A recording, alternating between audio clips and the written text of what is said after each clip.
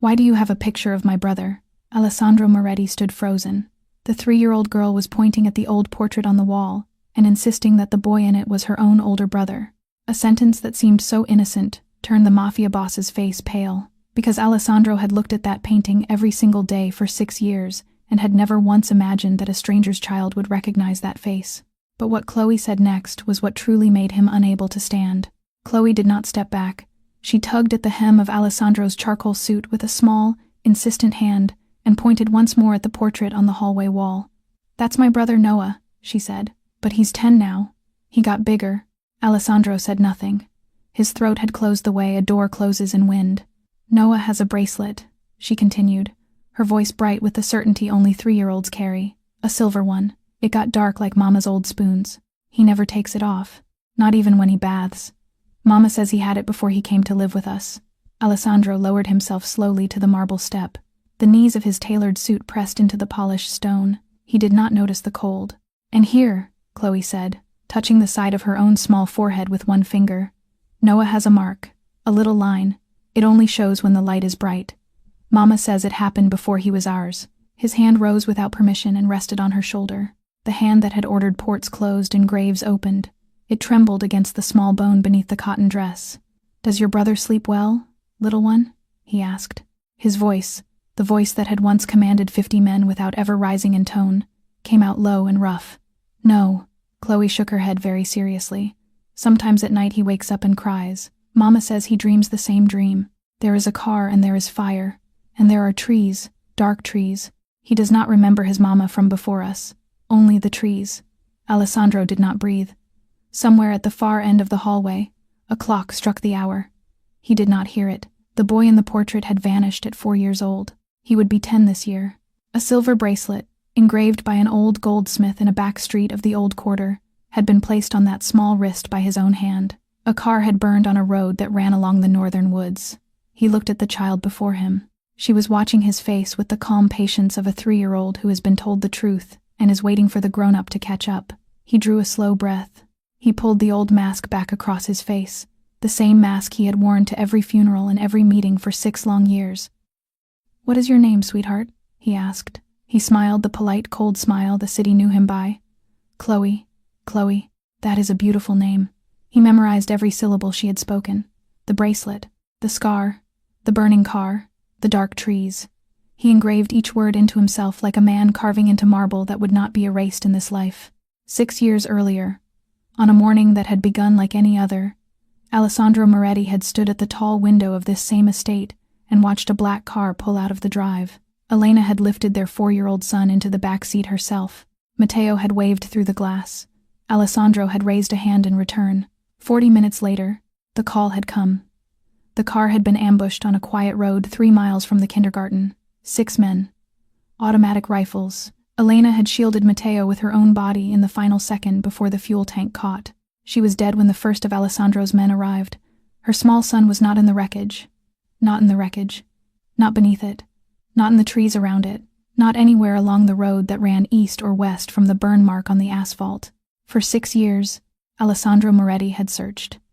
He was 39 years old, and he had built an empire that reached from the Chicago docks to warehouses no map had ever named, and every arm of that empire had been turned to the single task of finding one 4-year-old boy. He had paid every hospital in the state to send him quiet reports of any child brought in without a name. He had bought every orphanage record for 100 miles south. He had sent men down every road that led out of the city on the southern edge, because his enemies were south, and the men who had done this were south, and it stood to reason that the boy had been taken south. 6 years. Not a single trace. The world had told him, gently at first, and then more firmly, that his son was dead. His captains had told him.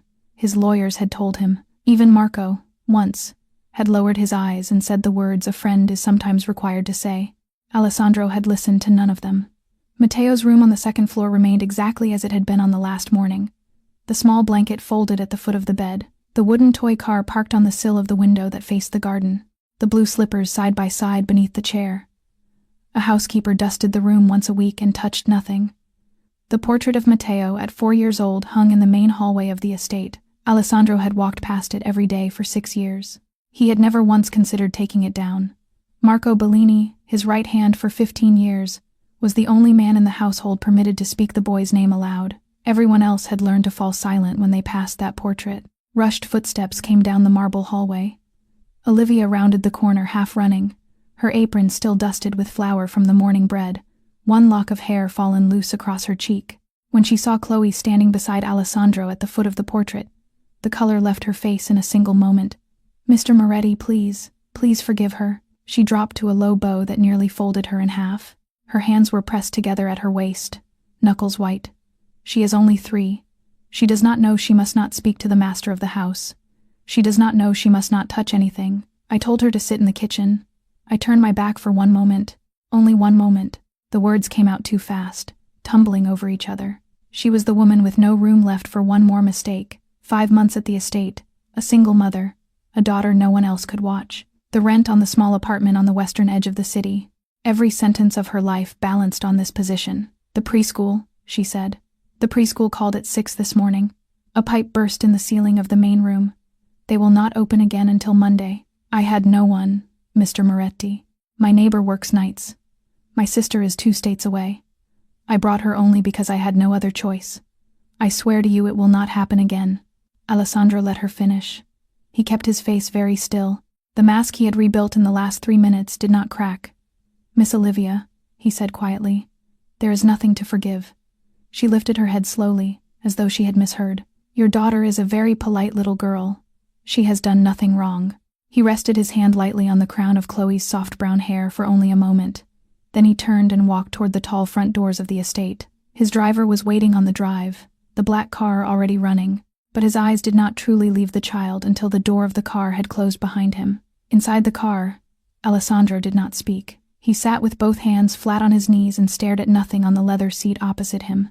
The city moved beyond the window, unaware. Storefronts, a woman with a stroller, a dog on a leash. None of it reached him. 30 minutes passed. Finally, he lifted his phone from the inner pocket of his coat. The number he called was one he had not called in the middle of the workday for 6 years. Marco. His voice was quiet and even. "Cancel the afternoon meeting.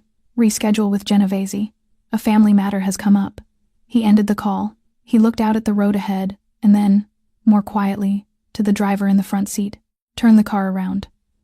That afternoon, Alessandro asked the driver to let him out half a mile from the western edge of the city, at the end of an unremarkable street where the pavement began to crack and the street lights leaned slightly to one side. He wore a long dark coat with the collar pulled up around his jaw. He had left his signet ring in the glove compartment of the car. Anyone who passed him on the sidewalk would have taken him for a tired accountant walking home from a longer day than usual. He waited near a bus stop with a bent metal roof until, a little after 4, Olivia and Khloe stepped down onto the curb. The little girl skipped ahead of her mother, one small hand swinging a paper bag of groceries that was almost as tall as her knee. He kept behind them at a safe distance, matching his steps to theirs, staying always one bend of the street away. A butcher's shop, a laundromat with a broken sign, a cafe where 2 men were arguing over a chessboard in the window. Olivia stopped at number 27, a small ground-floor apartment inside a tired old building. The paint on the door had once been a soft pale blue and had since flaked away in slow, patient strips.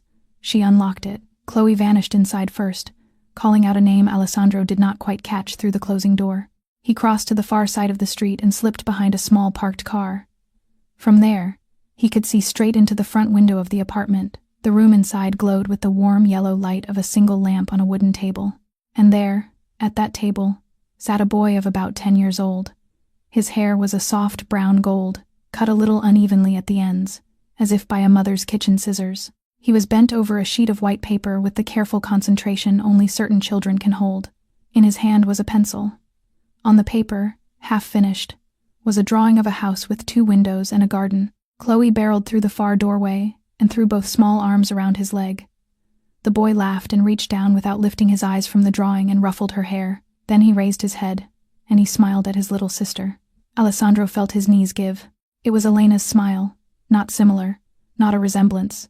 The exact smile of the woman he had buried 6 years ago, the same slight lift at the left corner of the mouth, the same faint dimple in the right cheek, the same way the eyes softened before the mouth had finished moving. On the boy's small left wrist, catching the lamplight as he set the pencil down, was a thin silver bracelet, darkened by time to the color of old spoons. Alessandro pressed his back against the brick wall behind him. His hand rose to his mouth and stayed there, He did not know how long he stood in that spot. Cars passed. A dog barked in an upstairs apartment. A woman called a name from a balcony 3 doors down. The sky above the tired old building was the color of copper going dark, and the man watching through the yellow-lit window did not dare, in the whole of that copper hour, to let himself believe. The next morning, before the estate was fully awake, Alessandro sent word for Olivia to come to the second-floor study. He had not eaten breakfast. He had not touched the coffee that had been brought up on a silver tray. He stood by the tall window that looked out over the gardens and watched the pale mist lift slowly from the hedges below. Olivia arrived a few minutes past 7. She stopped in the doorway with both hands gripping the edges of her apron. Her knuckles were white. She had not slept much either. She had lain awake most of the night, going over every step of the day before, wondering whether Khloe had said something out of turn, wondering whether today was the day she would lose the only steady job she had held in 6 years. "Please," Alessandro said quietly. "Come in. Sit down." He gestured toward one of the deep leather chairs across from his desk. Olivia moved as though the floor might give way beneath her. She perched on the very edge of the cushion, spine straight, eyes lowered, hands folded tightly in her lap. Alessandro did not sit. He crossed to the desk and drew an old leather wallet from the inner pocket of his coat. He laid it on the polished walnut. He opened it slowly. He slid a small photograph free of its worn leather pocket and pushed it gently across the surface toward her. "Miss Olivia," he said. His voice was calm, but the edges were rough. "I need to ask you about this child." Olivia lifted her eyes. She looked down at the small square of paper. Her hand rose to receive it, and she was shaking so faintly that only she could feel it. The photograph. A little boy of about 4 years old. Soft brown gold hair falling around his cheeks, gray-green eyes. In his small hands, a red apple, his mouth open in a bright, delighted laugh. For a long moment, Olivia did not breathe. The color left her face all at once, the way blood leaves a wound. "This," she whispered. "This is my Noah. This is Noah on the day I first found him." Alessandro turned away from her. He walked slowly back to the window and set both hands on the sill. He kept his back to her. He did not want her to see his face while he said what he needed to say next. 6 years ago, he began quietly, without ornament. "My wife and my son were ambushed on the road to my son's kindergarten. My wife was killed at the scene. My son's body was never found in the wreckage. I have never believed he was dead."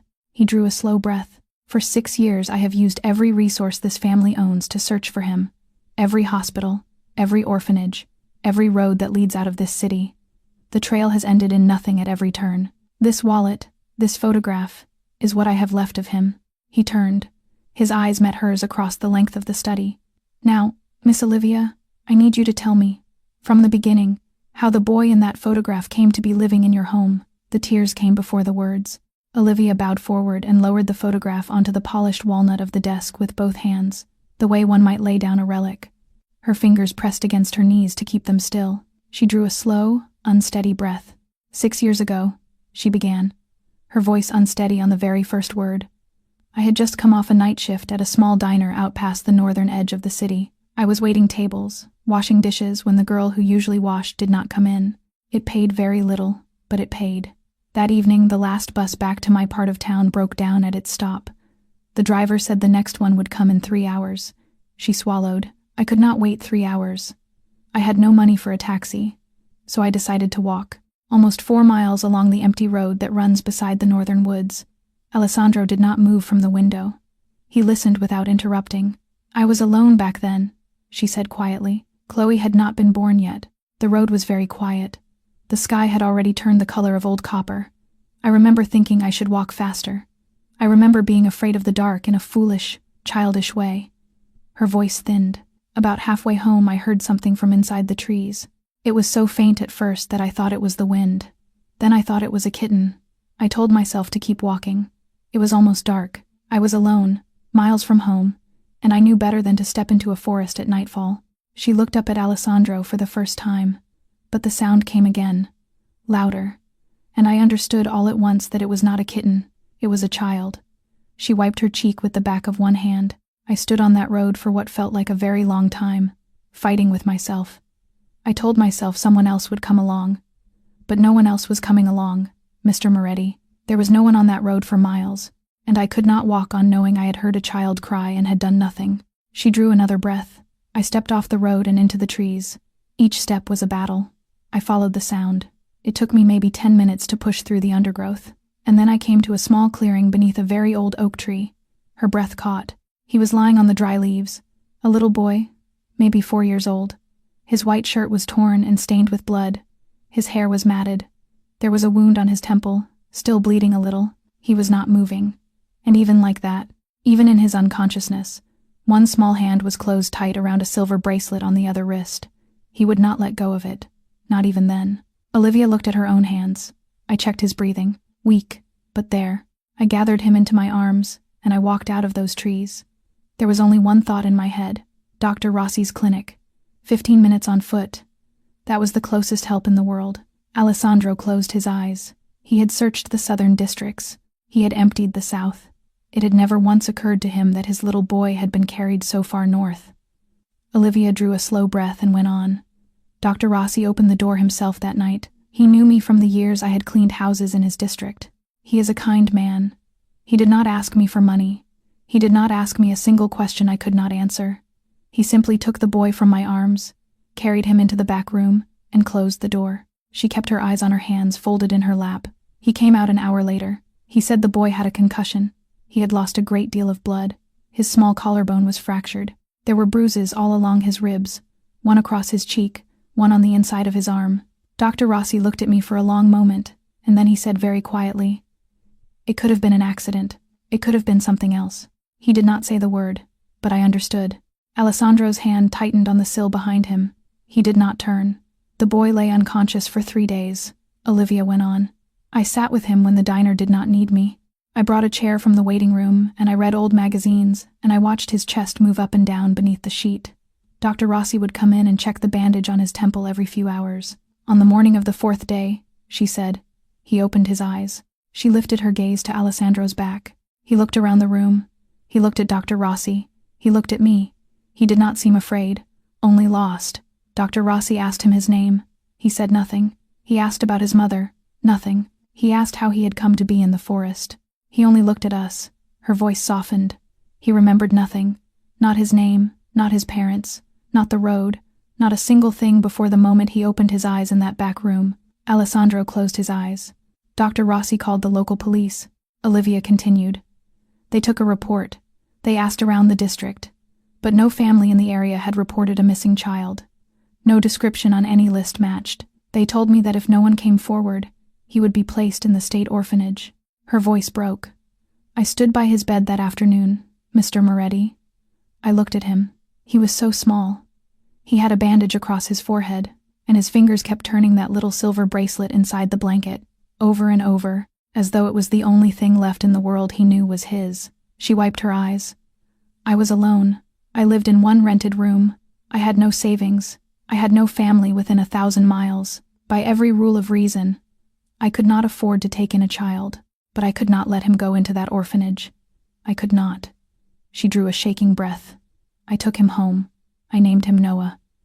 Nearly 3 years later, Khloe was born. Noah was the first person besides me to hold her. She grew up beside him and never once thought of him as anything but her older brother. She looked up. For 6 years. Mr. Moretti. I never once suspected that boy belonged anywhere but inside my own 2 arms. That same afternoon, Alessandro had his car brought around by a driver he trusted more than most. He took Olivia and Noah quietly to Dr. Rossi's small clinic on the north side of town. Olivia had told the boy only that a very old friend of hers wanted to see how he had grown. Noah, 10 years old and quiet in the back seat, held Khloe's small hand in his own and looked out the window without asking any questions. Dr. Rossi opened the door himself. When his eyes fell on Noah, he stopped in the doorway. He looked at the boy for a long, silent moment. His mouth opened once, and then closed. Then he looked at Alessandro, and the 2 men understood each other without a single word passing between them. Rossi ushered them into the small back room he had used 6 years earlier for a bandage and a bed. He took a cotton swab from a drawer and rubbed it gently along the inside of Noah's cheek.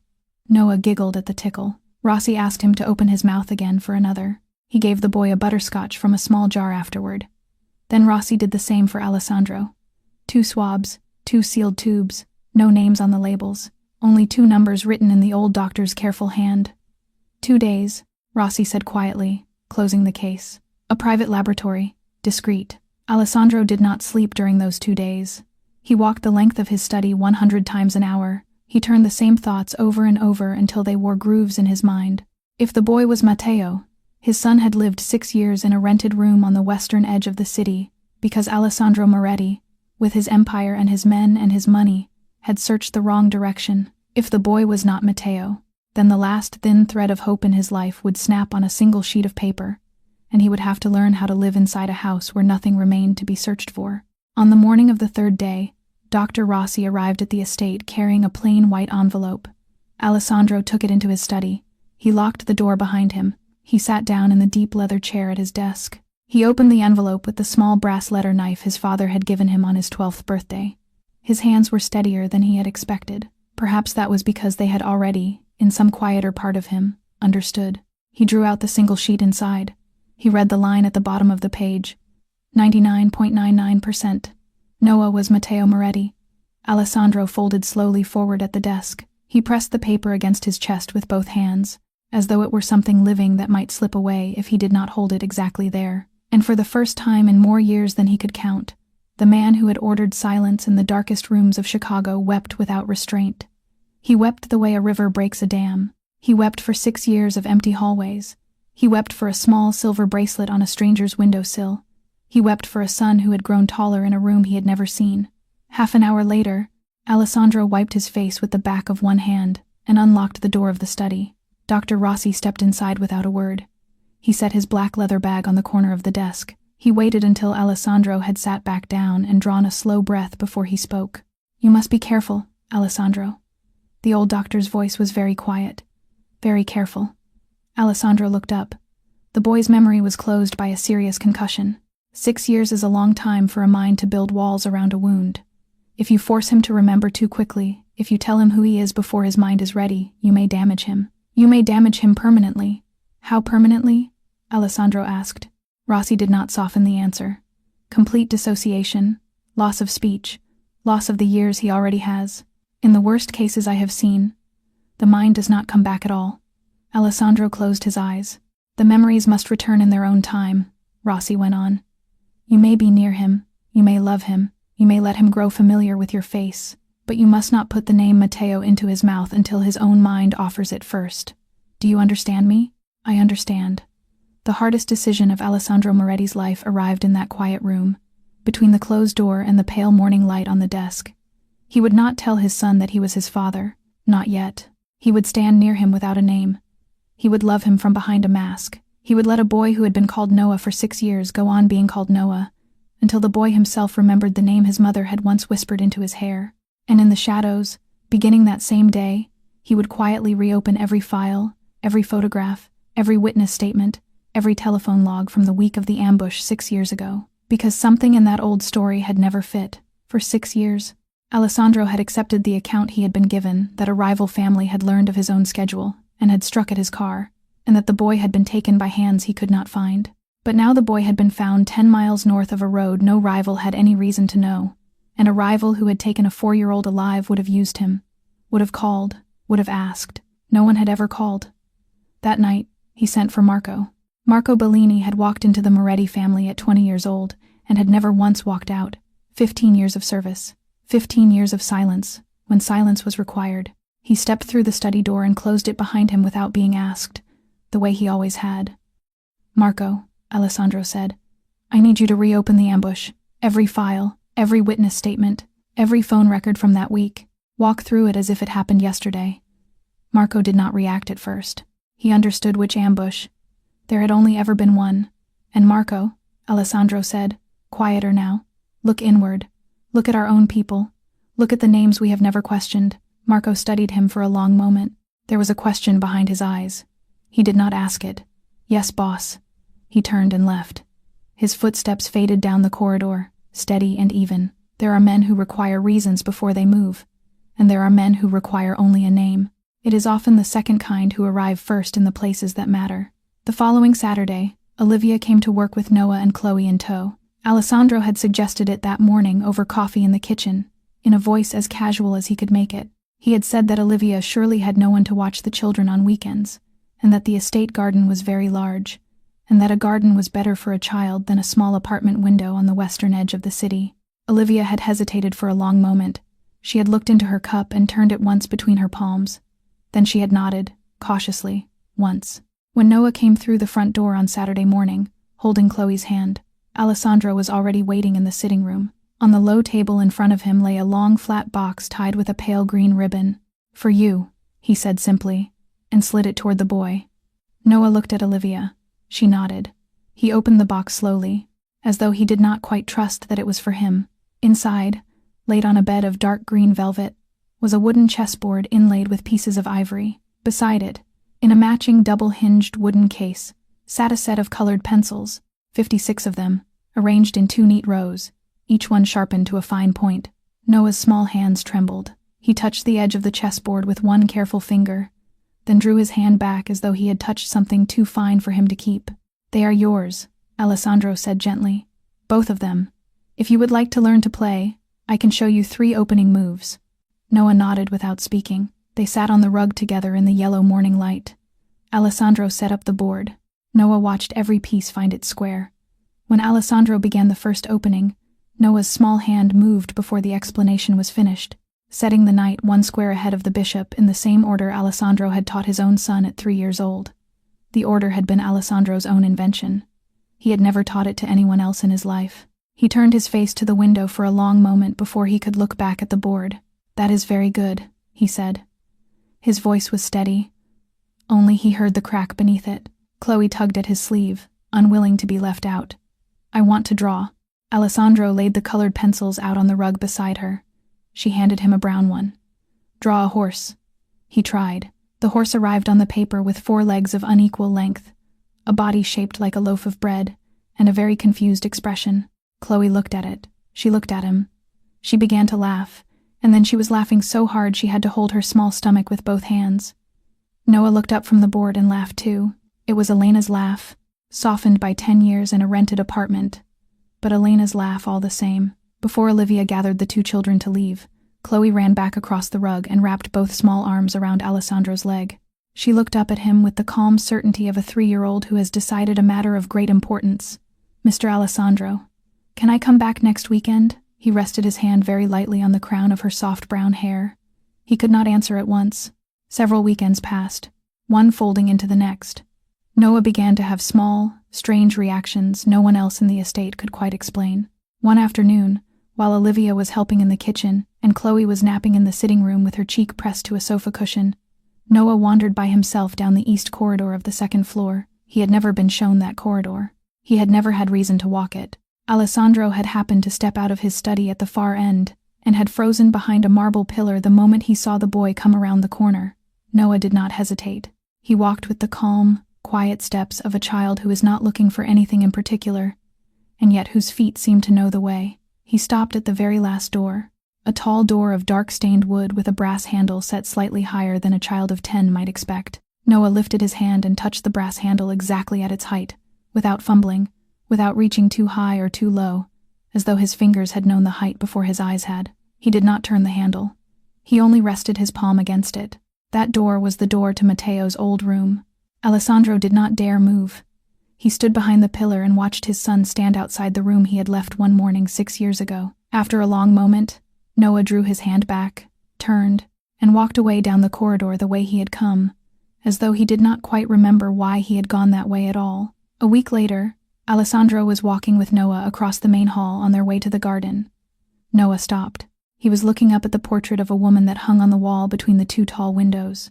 Soft brown gold hair falling around her shoulders, gray-green eyes, a small quiet smile at the left corner of her mouth. Elena. He stood there for a very long time.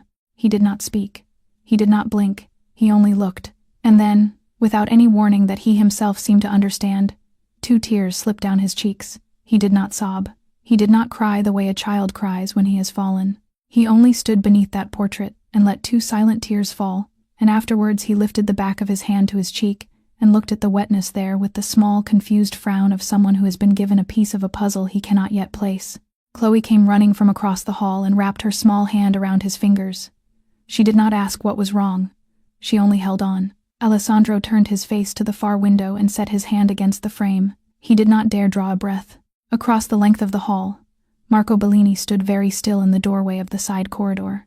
His right hand had risen an inch toward the pistol beneath his coat by pure reflex. It stayed there. He was watching the boy. He was watching the woman on the wall.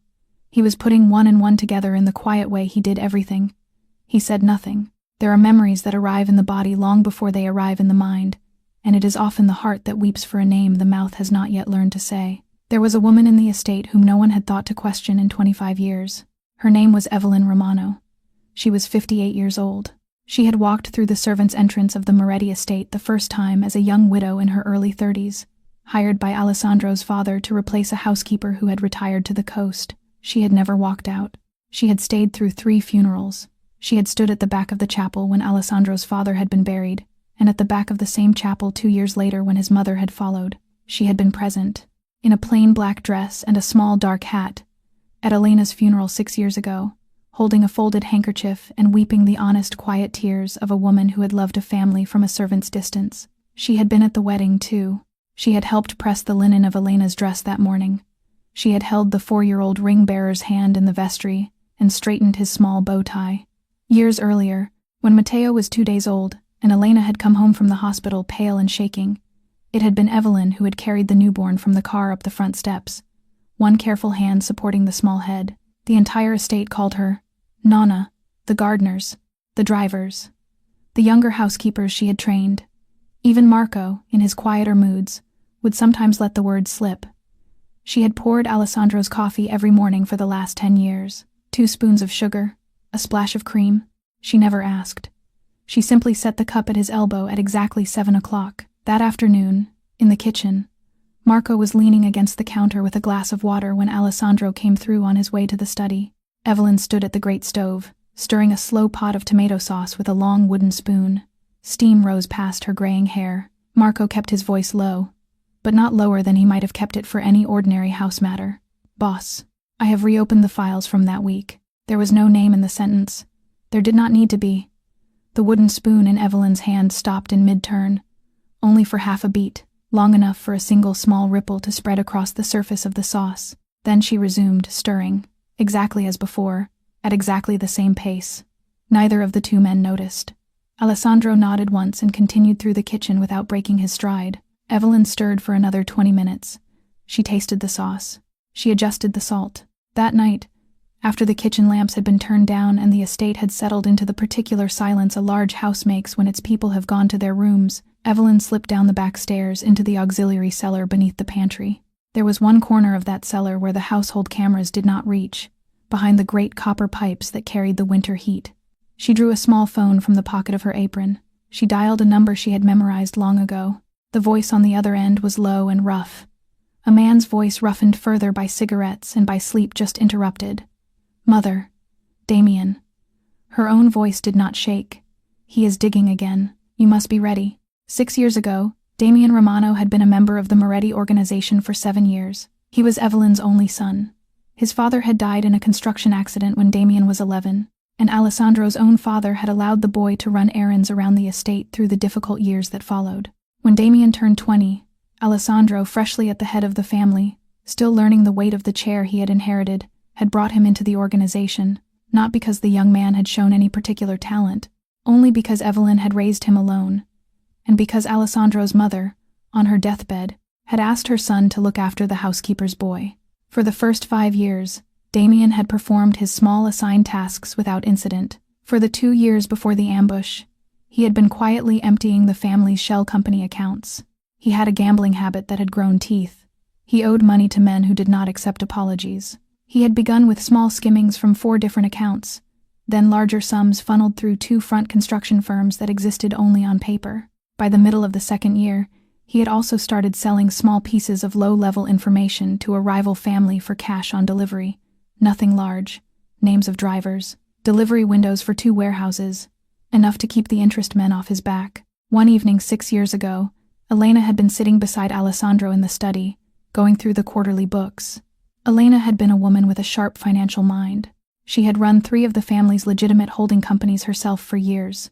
She followed a line of transfers with her pen, turned the page, followed another, then she stopped. She had circled a small chain of transactions with a soft graphite line and set the pen down on the leather blotter. Alessandro, I want to show you something in the morning. Not tonight. In the morning. When your head is fresh. He had kissed her forehead and told her that whatever it was would keep until 7. Evelyn had been the one to bring the 2 cups of tea to the study an hour later, and to see the small graphite circle on the open ledger before Elena closed it. That night, at the back of the servants' quarters, Damian came to his mother's small room and wept on his knees. He told her he was a dead man. He told her Elena would show the books to Alessandro at 7 the next morning, and that Alessandro would understand what the circle meant, and that Alessandro would find him before noon. Evelyn had sat on the edge of the narrow bed with her hand on her son's dark head for a very long time. Then she had made a decision. She knew Alessandro's schedule for the next day. She had heard him give it to Marco at dinner. A meeting outside the city with an important partner. Only a driver and a single guard. She knew the departure time. She knew the route. She dialed a number she had been given, years earlier, by an old friend from the neighborhood where she had grown up, a friend whose loyalties had drifted toward a rival family. She read the schedule aloud in a flat, quiet voice. She did not name a target. She did not ask what would be done. She only opened a door. At the last minute, Alessandro had changed his plan. Elena had taken the car instead, with Matteo in the back seat, on their way to pick up his kindergarten friend for a morning outing. The ambush had gone exactly as arranged. For 6 years, Evelyn had believed the boy had died in the wreckage. For 6 years, she had stood at Alessandro's elbow at 7 each morning with a cup of coffee. She had lit the memorial candles. She had placed white lilies on the dining table on the anniversary. She had wept, in that same plain black dress, at Elena's grave. Now Matteo had walked back through the front doors of the estate on a Saturday morning, holding a small girl's hand, and Marco was digging in the files of that week, and Evelyn Romano, standing in the pantry with her heart beating slowly and heavily against her ribs, understood that every road she had built to keep her son alive had at last narrowed to a single wall. A few evenings later, Alessandro announced a small family dinner. Only Olivia, Noah, Khloe, and Marco. No captains, no partners. Not a family event by the old definition of the word. Only a table in the smaller east dining room, 6 chairs, a linen cloth, and 2 tall candles. Evelyn Romano was assigned to set the table and to pour the wine. In the kitchen, 1 hour before the guests were seated, her hands did not tremble. They had passed the point at which hands tremble. They moved with the slow, steady precision of a woman who has already lost the argument with herself and is now only performing the last few steps. She opened the drawer in which she kept the pastry cutters and the small copper measuring spoons. Beneath a folded linen cloth at the back of the drawer lay a small glass vial with a printed white label. Arsenic trioxide. 99% purity. She poured a careful measure into her palm. A few grains.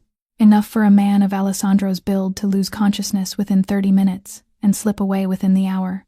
She uncorked the bottle of Barolo that had been chosen for the evening. She tilted the powder in. She stirred once with a thin silver skewer.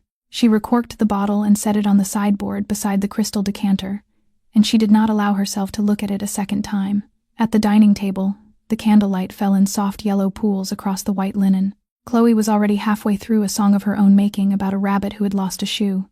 Noah was laughing quietly at his little sister with his chin propped on one small fist. Olivia sat between the 2 children with an expression Alessandro had never seen on her before, the calm of a woman who has been asked, for the first time in 6 years, to simply sit at a table and eat. Evelyn moved around the table with the wine bottle folded in a linen napkin. She filled Marco's glass. She filled Olivia's. She filled Alessandro's last. Alessandro lifted the glass. He looked across the candles at his son. Noah looked back at him, mid-laugh. The corners of his eyes softened in exactly the way Elena's used to soften. For the first time in 6 years, Alessandro Moretti smiled, a smile that reached the whole of his face. He drank. 1 sip. He set the glass down. He drank again. A second sip, deeper this time, because his throat had gone dry with the weight of a smile he had thought he would never wear again. 3 minutes passed. The color began to leave his face in a strange, unhurried way, moving down from the forehead. His right hand, resting on the linen, began to tremble against the fine weave. The crystal glass slipped from his fingers. It struck the pale marble floor and shattered with a sharp, delicate music that cut through every voice in the room. The second half of the wine he had not yet drunk spread across the stone in a slow red wound. Khloe screamed. Olivia was already out of her chair. She reached him a heartbeat before Marco did, catching him by the shoulder as he pitched sideways. Noah did not move. His eyes had gone very wide. Both of his small hands were locked around the edge of the tablecloth, white at the knuckles. Marco was already sprinting toward the kitchen door, shouting a single word into the corridor. Rossi. 3 guards from the far wall lifted Alessandro from the marble and ran with him through the side corridor toward the private medical suite deep within the estate. His head fell back against the shoulder of the tallest guard. His eyes had begun to close.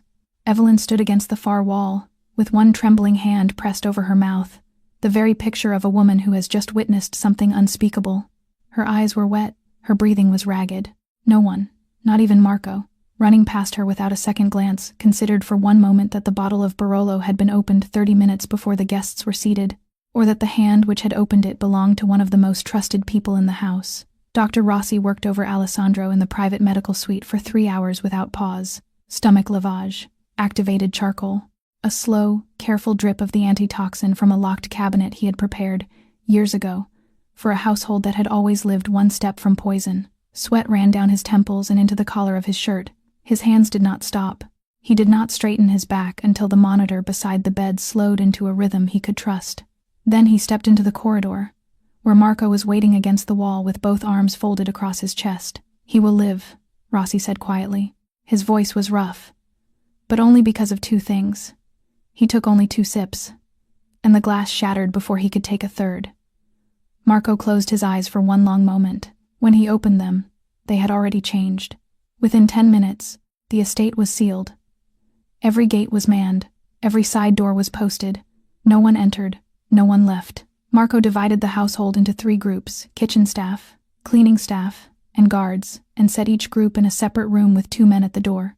Deep in the west wing, at midnight, Khloe had finally fallen asleep in her mother's lap on the small sofa outside the medical suite. Noah sat beside them with his back very straight, one small hand resting on his sister's ankle. Olivia had not spoken for over an hour. At 2 o'clock in the morning, in a corridor no camera reached, Evelyn Romano moved without hurry. She knew exactly which room Olivia had been given. She had assigned it herself 5 months earlier, the small, quiet room at the back of the staff quarters, first door on the left, floorboards a little loose beneath the narrow bed. She had chosen the room for exactly that reason, without ever admitting the reason to herself. She worked a thin blade into the seam of the loose board and lifted it. Beneath, in a shallow hollow, she set 2 objects with the same slow care she gave to arranging lilies for the anniversary. The first was the small glass vial with its printed white label, roughly 1/3 of the powder still inside. The second was a brown craft paper bag, folded once and tied with kitchen string, containing 4 bundles of $100 bills, 20,000, still wrapped in the paper bands the bank had placed around them. She replaced the board. She smoothed the small rug back into position over it. She returned to her own room at the far end of the staff hall, changed into her nightgown, and lay down on top of the covers with her eyes open until 6. At 7, when Marco began directing a full search of the estate from the front hall, Evelyn appeared in Olivia's corridor with a linen cart, as though she had been called from her usual morning rounds. She paused, seemed to catch the toe of her slipper on the edge of a floorboard, and looked down. She frowned. She lifted a corner of the small rug. "Enzo," she called, her voice pitched to carry only 2 rooms. Enzo, the youngest of Marco's men, came at once. He knelt. He worked the board up with a thin blade, the vial, the money. Marco arrived within 10 minutes. He crouched over the open floor and looked at the 2 objects for what seemed a very long time. He photographed the hollow. He photographed the vial in place. He photographed the bag in place. Then he lifted them into an evidence pouch and rose to his feet. Olivia was brought upstairs and placed in a locked room on the 2nd floor. She sank into the wooden chair by the window. "Marco," she said, and her voice broke around the word. "If I had done this, why would I hide the vial and the money beneath the very first place a search would look?" Marco did not answer at once. He had served this family for 15 years, and he had seen too many women, and too many men, swear on things that should have been sacred. "Miss Olivia," he said finally. His voice was quiet. It was not unkind. "I am not accusing you. I am keeping you safe until the boss can speak." Noah and Khloe were carried up to the 3rd-floor playroom that same morning, still in the clothes they had worn to the dinner the night before. An older nanny named Rosa was placed in the room with them. She was told not to leave the door. She was told not to answer any question the children asked about their mother. Khloe cried for hours. Long past midnight the night before. Long past dawn now. She was still whispering the same sentence into her brother's shoulder. Mama did not do it.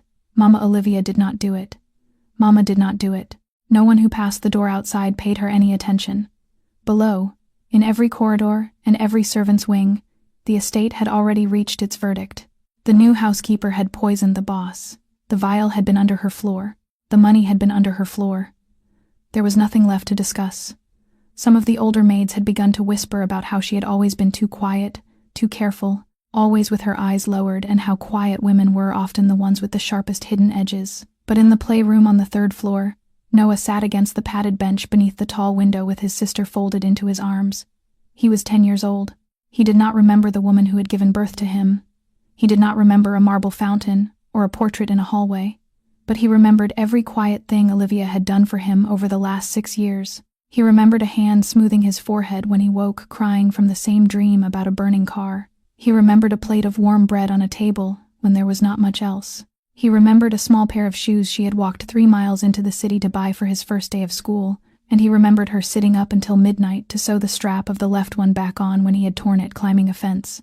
He knew, with the steady clarity that sometimes visits children before it visits their elders, that this woman was not a poisoner. Khloe lifted her head from his shoulder. Her eyes were still wet. Her voice was very small. Noah, I remember something. He looked down at her. Yesterday morning, before Nana Evelyn called Mr. Marco, I saw her. She was holding Mama's wooden box, the one Mama keeps my letters in. She was holding it and she put it in a different place, on the shelf, not where Mama keeps it. And then she went into Mama's room. Noah did not ask again. He did not say to his little sister that adults would never believe a 3-year-old on such a matter. He only lowered his voice. Are you sure you remember right? Khloe nodded. Her small chin was very firm. I am sure. Noah looked past her into the dim hallway beyond the playroom door. Rosa had dozed off in the armchair by the door with her chin on her chest. The estate was quiet in that particular way. Large houses are quiet when they are holding a secret. Do not tell anyone else, he said softly. Not yet. The next night, when Rosa lowered the lamp and left the room, Noah and Khloe did not sleep. They lay side by side in the dim glow of the small nightlight, and they whispered. They would watch. Where Evelyn went. Where she stopped. Which corridors she used. What time she made her telephone calls. Whom she looked at when she thought no one was looking back. For 2 nights, they only watched. Evelyn moved through the house as she always had: kitchen at 6, dining room at 7, laundry at 11, coffee in the study at 3. On the 3rd night, at 1:15 midnight, they saw her. She slipped down the western staircase in soft-soled shoes, one hand on the banister, her head slightly bowed. She did not turn on a single lamp. She was going toward the old servant's stairwell that led down beneath the kitchen, the one that opened into the old cellar where no one had stored anything in years. Noah put his small hand very gently over his sister's mouth. They rose. The 2 children slipped from the playroom door and moved down the long corridor in their bare feet. Khloe held her brother's hand very tightly and did not say a word. She had learned, in one night on a hallway, that silence was a language a 3-year-old could speak when she needed to. Noah led the way. He did not know how he knew the way. He only knew that his feet found the western staircase without any hesitation, and that when he came to the narrow servant's door beside the pantry, he knew it opened outward rather than inward before his hand had touched the wood. He pushed it. It gave. The steps beyond went down into the old cellar. The stone was cool beneath their soles. Somewhere far below, a single yellow bulb hung on a black cord and threw a pale, flickering light onto the wooden racks that lined the walls. Bottles of old wine slept in their cradles, gray with dust. Noah pulled his sister down behind a great oak barrel 3 meters from the bottom of the steps. Evelyn was standing beside another barrel with her back half turned to them. Facing her, in the pool of yellow light, stood a man in his early 30s. Thin face, 3 days of unshaven jaw, a dark coat with the collar turned up. Damian Romano.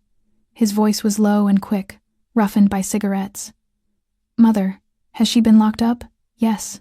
Evelyn's own voice was flat. Marco found the vial and the money exactly where I placed them. And the boss? Still in the bed. Dr. Rossi says the liver was badly damaged. He speaks of weeks. Damian nodded, but his face did not relax. Are you certain Marco will not find that week? The old black ledger is in the safe behind your father's room. You must destroy it before Monday morning. If Marco finds your chain of transactions, he will find the schedule I passed 6 years ago. Khloe squeezed her brother's hand until her small nails pressed into his palm. Noah did not blink. He was recording every syllable, Every pause, the way an older child records a passage he will be asked to recite in the morning. Damian bent his head closer to his mother's. And the boy? He is Matteo. If he remembers, he will not remember. Evelyn's voice was very quiet. It has been 6 years. Dr. Rossi has said the wall is thick. He does not remember, but she stopped in the middle of the sentence. Her head tilted a fraction to the left. She had heard something. Damian's hand went inside his coat and came out with a small pistol. He held it low against his thigh. Noah's palm was already over Khloe's mouth. He drew her backward. 1 step, 2 steps, silent on the cool stone. Behind the oak barrel they were behind, there ran a second passage, a narrow curve of the old cellar that circled around to a separate stone stair, leading up into the back of the kitchen. Noah had never seen that stair with his conscious mind. His feet knew it the way his fingers had known the height of the brass handle on the door of Matteo's old room. They rounded the wall. They kept moving. Damian's boots came to the foot of the main stair. He climbed 2 steps. He listened. He looked into the cellar behind him. Nothing. Only wine and dust, and the small yellow bulb swinging faintly on its cord. He came back down. He whispered something to his mother the children did not hear. At the top of the second stair, in the pantry above the kitchen, Noah lifted his sister into his arms and ran on the balls of his feet across the tile. Khloe still did not cry. She was 3 years old, and she understood, with the precise clarity a 3-year-old can sometimes reach, that a tear on the wrong stair would kill both of them. The next morning at 8, Noah found Marco alone in the back garden. Marco was checking a coil of wire on the low fence that ran along the vegetable plots. No cameras, no guards, only the wet grass and the pale early sun. Noah walked up to him. He did not lower his voice. He did not soften a single word. He told him everything he had heard, sentence by sentence, exactly as it had been spoken. Marco listened without interrupting. He did not ask a single question. He did not lift a single doubtful eyebrow. When the boy was finished, Marco lowered himself onto both knees on the wet grass so that his eyes were level with Noah's, and he took the boy's small hands in his own hands, and he said very quietly, "You have just saved Mama Olivia." Marco moved through the day with the quiet efficiency of a man who has been given, at last, the shape of the thing he had been searching for. By noon he had pulled the archived footage from the kitchen corridor camera. It showed Evelyn Romano entering the staff wing at 3:47 on the morning of the search. She stayed inside for 6 minutes. She came out empty-handed. By 2 in the afternoon he had recovered a shadow copy of the old bank records from a backup drive locked in a small vault behind the study. Damian Romano had moved more than $2 million through 9 shell companies in the 2 years before the ambush. Every trail terminated at accounts he had opened under a false middle name. By 4 in the afternoon, from the same backup server, Marco had recovered a communications log Evelyn had believed erased. A single phone registered under her own name had called a number in the rival family's neighborhood at 11 in the evening, the night before the ambush. The call had lasted 91 seconds, long enough to read out a schedule. Marco laid every piece on the desk in the medical suite in front of Alessandro. Alessandro read each page slowly. He did not speak until the last one. "Release her." Marco walked to the second floor. He turned the key in the lock of the small room himself. Olivia was sitting by the window, her hands folded very still in her lap. She had not slept. Marco lowered his head. "Miss Olivia, I am sorry, truly." She did not answer at once. She only nodded.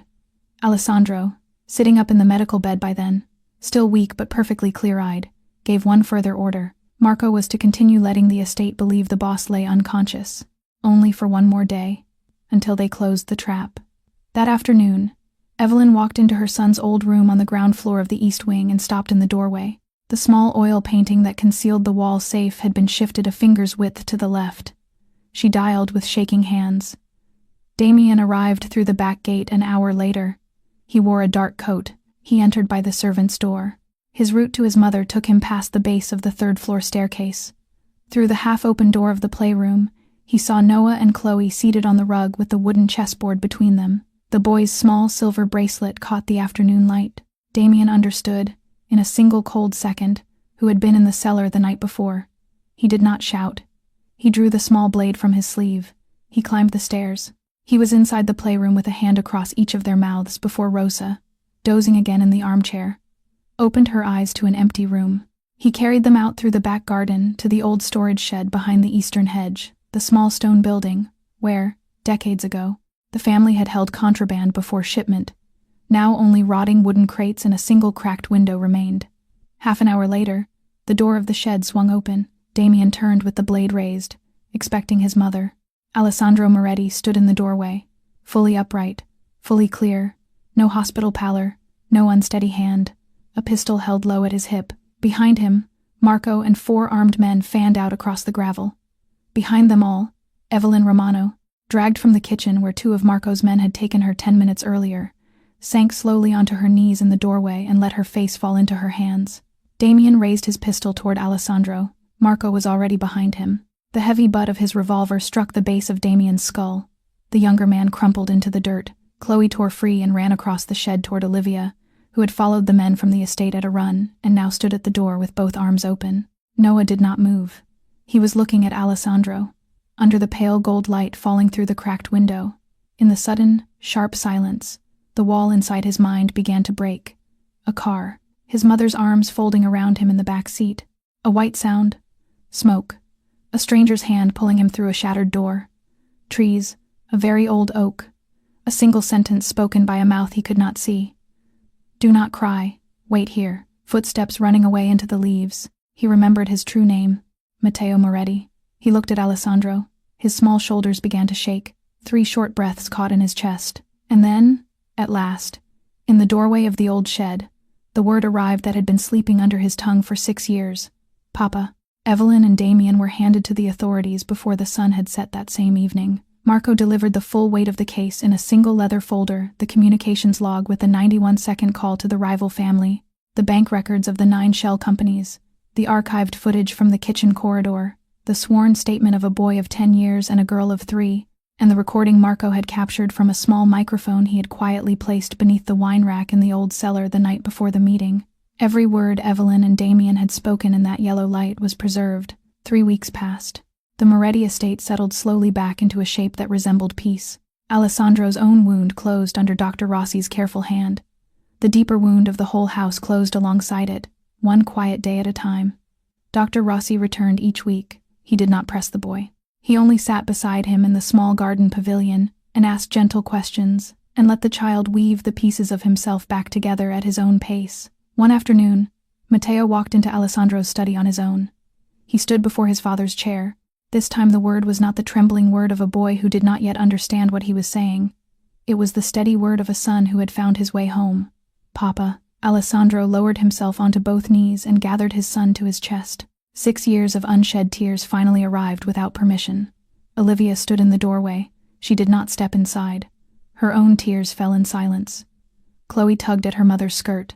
"Mama, is big brother Noah still my brother now?" Olivia squeezed her daughter's hand.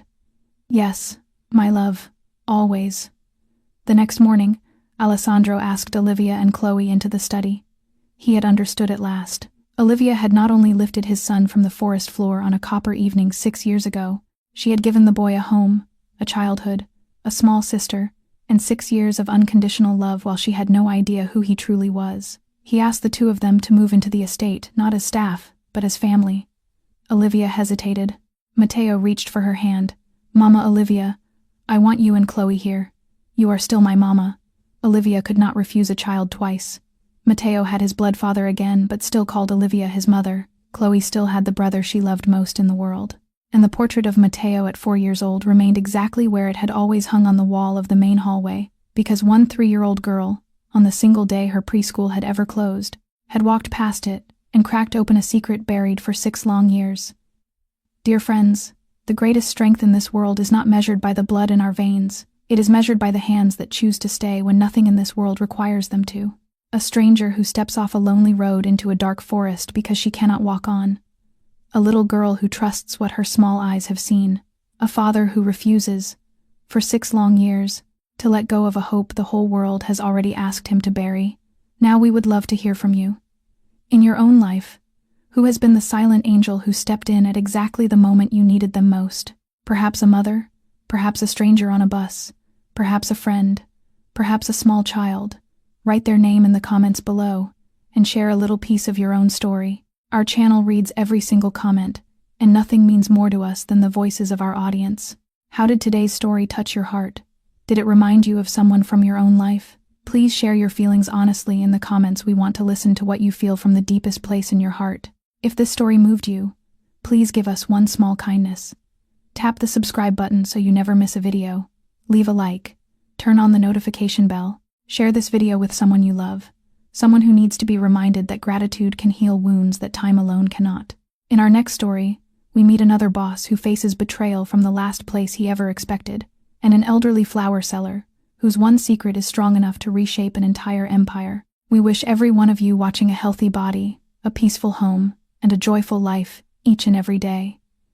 May you always have a silent angel near you, whether you have noticed them yet or not. Goodbye for today, and we will see you again in the next video.